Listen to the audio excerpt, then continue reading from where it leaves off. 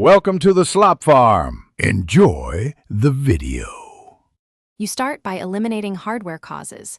Check the cable, port, and monitor input so Windows isn't fighting a bad connection. Once done, open Settings and go to System right arrow Display. You'll see Resolution listed. That's where Windows proposes a native value. Choose the highest resolution marked Recommended to match your panel's pixel count. If Windows lists scaled resolutions, make sure scale is 100% or the manufacturer recommended value, so UI elements aren't oversized.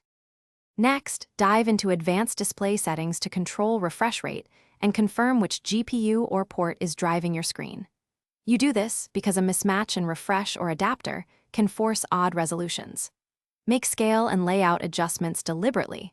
100% is standard, but some displays need 125% or 150% for readability. If you need a custom resolution, open your GPU control panel. It lets you create exact timings. Also, ensure the chosen refresh rate is. Finally, apply the resolution and watch the 15-second confirmation. Click Keep Changes to make it permanent, then reboot to ensure persistence. If the correct options aren't available, open Device Manager and update or roll back the display adapter driver. Drivers control available resolutions. Make sure Windows Update's Optional Updates is checked for GPU patches. If something goes wrong, boot into safe mode, uninstall the display driver, then reinstall the latest driver or use system, restore to revert to a working configuration.